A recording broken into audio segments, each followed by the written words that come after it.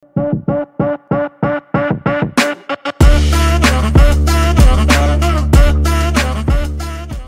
everyone, welcome to Study Econ. இன்னைக்கு வந்து நம்ம பார்க்க போகிறது வந்து ரேஷியோஸில் நம்ம லாஸ்ட்டாக வந்துட்டு ஐசிஆர்னா என்னன்னு பார்த்தோம். ஓகே, ஸோ இன்னைக்கு நம்ம பார்க்க போகிறது என்ன அப்படின்னா DSCR.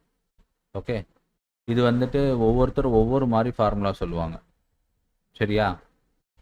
This is a very very important ratio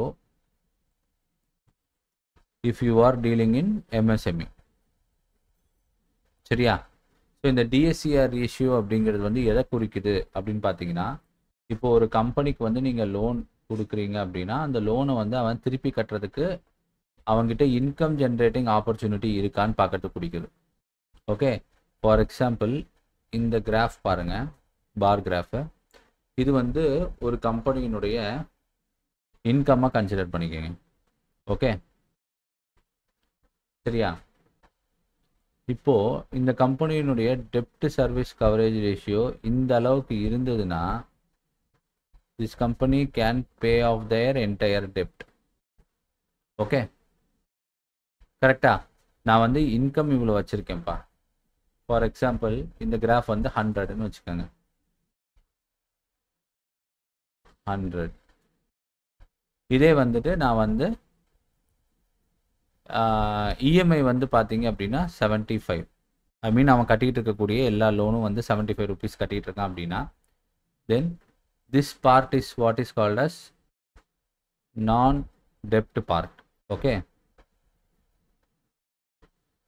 ஏன்னா அந்த இடத்துல கடன் இல்லைல்ல, அது அவனுடைய ப்ராஃபிட்டில் தானே இருக்கும். ஸோ அவன் 100 ரூபா சம்பாதிக்கிறான், 75 ரூபா லோன் கட்டுறான் அப்படின்னா அவன் கம்ஃபர்டபுள் பொசிஷனில் தான் இருக்கான்னு அர்த்தம், சரியா? ஸோ அவனுக்கு நம்ம லோன் கொடுத்தோம்னா அவன் கட்டிடுவான் அப்படிங்கிறது. இதில் வந்து நிறைய பேர் நிறைய ஃபார்முலா சொல்லுவாங்க.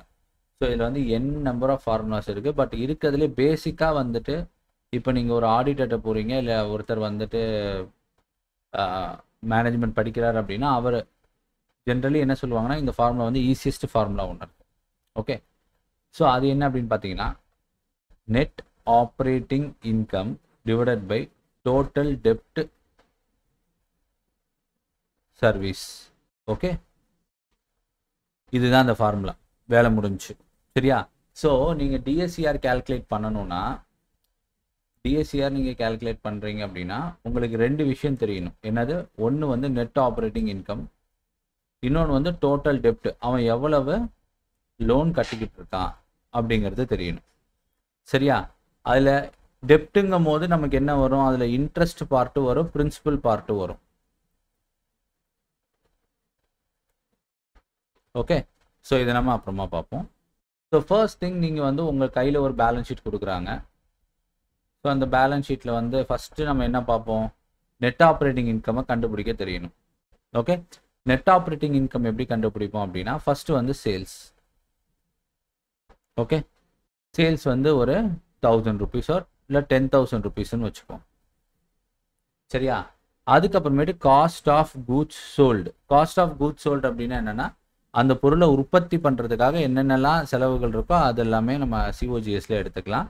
அது வந்து ஒரு 2000 ருபீஸ்ன்னு வச்சுக்கோங்க. ஓகே, ஸோ அதுக்கப்புறம் ரெண்ட்டு எது இருந்தாலுமே நீங்கள் மைனஸ் பண்ணிக்கோங்க.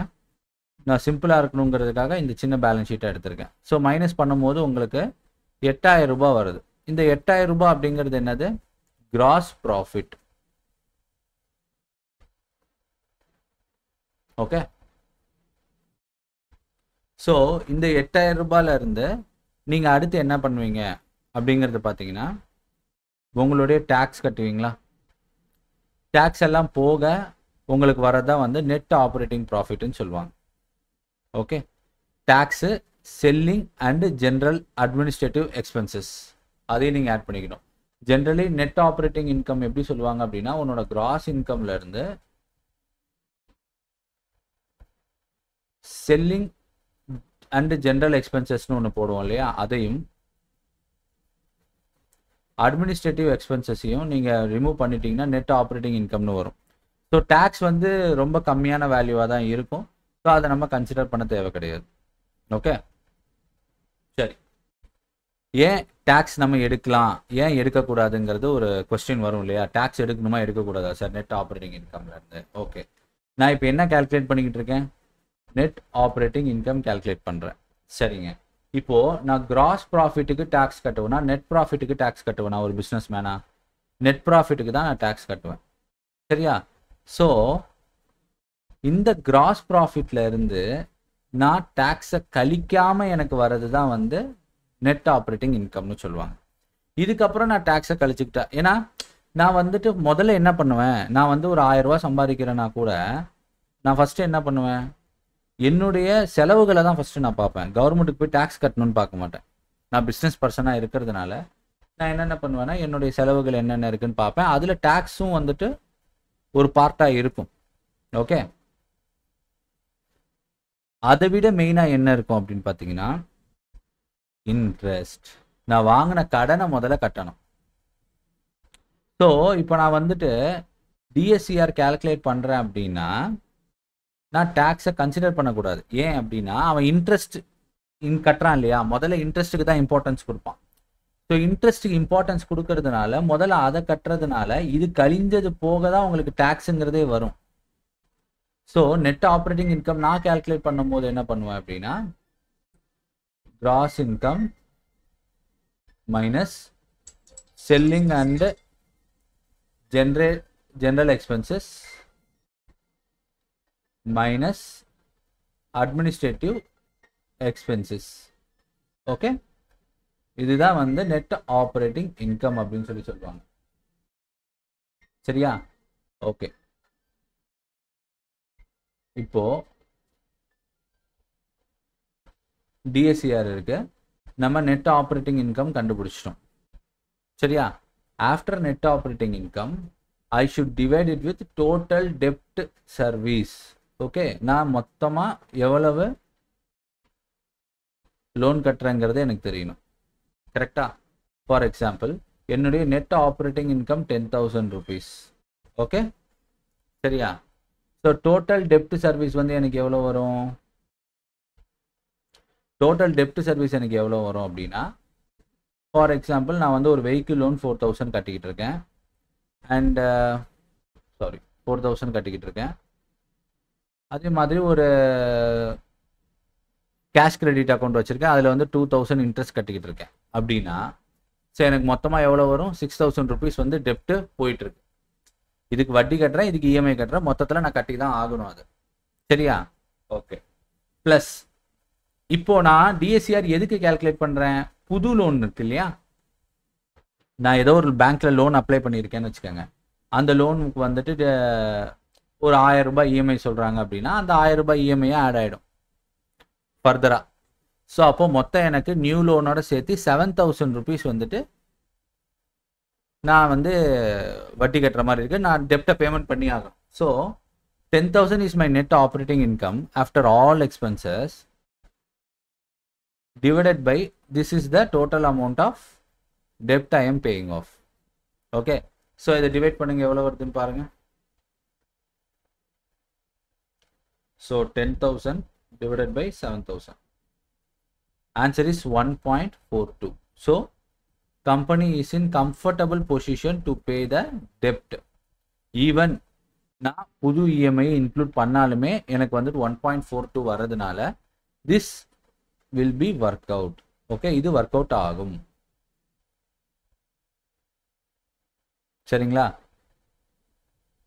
இதுதான் வந்து டெப்ட் சர்வீஸ் கவரேஜ் ரேஷியோ. டெப்ட் சர்வீஸ் கவரேஜ் ரேஷியோ அப்படிங்கிறது ரொம்ப கஷ்டமான டாப்பிக்கோ இல்லை வந்துட்டு ரொம்ப காம்ப்ளிகேட்டடான விஷயம் கிடையாது. நீங்கள் ஒரு பேலன்ஸ் ஷீட் எடுங்க, பேலன்ஸ் ஷீட்டில் ஃபஸ்ட்டு நெட் ஆப்ரேட்டிங் இன்கம்மை கண்டுபிடிச்சிடுங்க.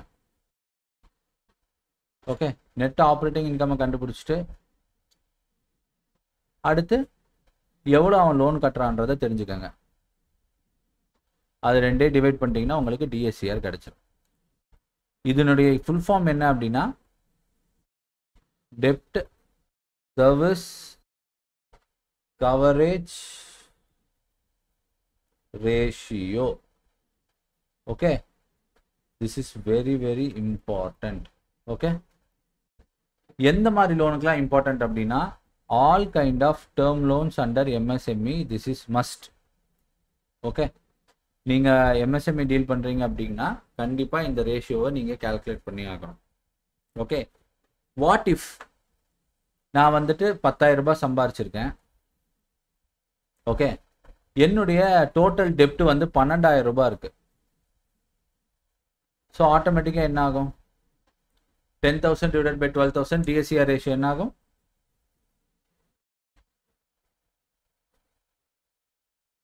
0.83 வரும். ஸோ இந்த ரேஷியோ என்ன சொல்லுது DSCR அப்படின்னா, என்னுடைய சம்பாத்தியம் வந்து நான் கட்ட வேண்டிய லோனை விட கம்மியா இருக்கு. ஸோ இவருக்கு நான் லோன் கொடுத்தேன்னா இது ஒர்க் அவுட் ஆகாது, ரிஜெக்ட் ஆகிடும். It will not work out. Okay, so rejection chances 100% இந்த லோனு ரிஜெக்ட் ஆகிடும். ஓகே, ஸோ நீங்கள் DSCR இப்போ ஃபார் எக்ஸாம்பிள் ஒரு DSCR நீங்கள் கால்குலேட் பண்ணணும். இல்லைனா ஒரு MSME லோன் வந்து ஒருத்தர் கேட்குறாரு உங்ககிட்ட, சார் நான் எவ்வளவு சார் இன்கம் காட்டணும் அப்படின்ற மாதிரி ஒரு கொஸ்டின் கேட்குறாரு. இல்லை இன்கம் இருக்கணும்னு நீங்கள் சொல்கிறீங்க, ஏன்னா லேமன் டேர்ம்ஸில் கேட்குறாரு அப்படின்னா நீங்கள் சிம்பிளாக ஒரு பேலன்ஸ் ஷீட் பாருங்கள். ஃபார் எக்ஸாம்பிள் எனக்கு தேவையான DSCR 1.25ன்னு வச்சுக்கோங்க. ஓகே, அவருடைய டோட்டல் லோன்ஸ் நீங்கள் சிவில் பார்த்தாலும் சரி, இல்லை வந்துட்டு பேலன்ஸ் ஷீட்டை பார்த்தாலும் சரி, மெயினாக பேலன்ஸ் ஷீட்டை ரிலே பண்ணுங்கள், ஆடிட்டர் சைன் பண்ணியிருப்பாங்க. ஓகே, பேலன்ஸ் ஷீட்டில் வந்துட்டு அவருக்கு 5,750 ருபீஸ் லோன் போயிட்டு இருக்கு மொத்தமாக சேர்த்தி.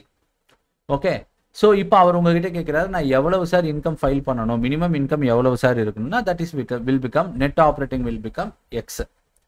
So your net operating income should be எவ்வளோ இருக்கணும்? 1.25 டைம்ஸ் ஆஃப் 5,750. ஸோ 1.25 இன்ட்டு 5,750 போட்டால் எவ்வளோ வரும்? 7,200. 7187.50 வரும். நம்ம 7,200 இருக்கணும்.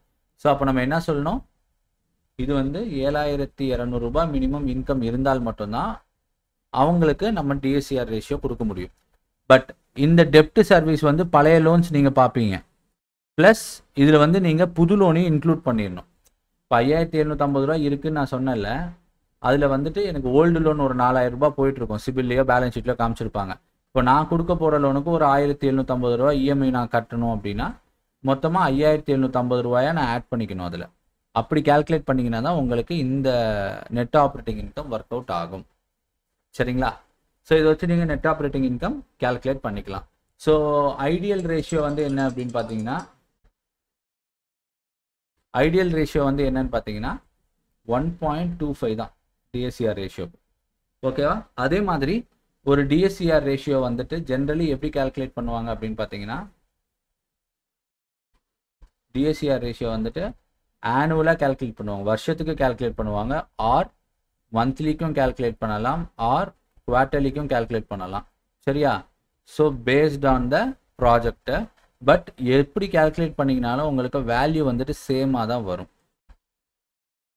Okay, but more or less இது வந்து ஆவரேஜாக வரும், இதில் மோர் ஆர் லெஸ் சேமாக தான் வரும். சரிங்களா? ஸோ இதுதான் வந்து DSCR ரேஷியோ. ஸோ இந்த DSCR ரேஷியோங்கிறது வந்து very very important while calculating ratio analysis. நீங்கள் பார்க்கும்போது கண்டிப்பாக இதில் வந்து உங்களுக்கு கொஷின்ஸ் அடிக்கடி வரும். சரிங்களா? இதில் ஏதாவது டவுட் இருக்குது அப்படின்னா நீங்கள் கமெண்ட் செக்ஷனில் கமெண்ட் பண்ணுங்கள். And don't forget to download our android app. எங்கள் ஆண்ட்ராய்டு ஆப் வந்துட்டு பார்த்தீங்க அப்படின்னா ஸ்டடி ஐகான் இருக்கும். ஓகே, ஸோ அதுலேயே நாங்கள் ஃப்ரீ கிளாஸஸ் எல்லாம் போட்டுட்ருக்கோம், அதையும் நீங்கள் ஆக்சஸ் பண்ணிக்கலாம். பெய்டு கோர்சஸும் இருக்குது, உங்களுக்கு தேவைப்படுதுன்னா அதுவும் நீங்கள் எடுத்துக்கலாம். ஓகே ஃப்ரெண்ட்ஸ், தேங்க்யூ ஃபார் வாட்சிங் this video. Have a good day.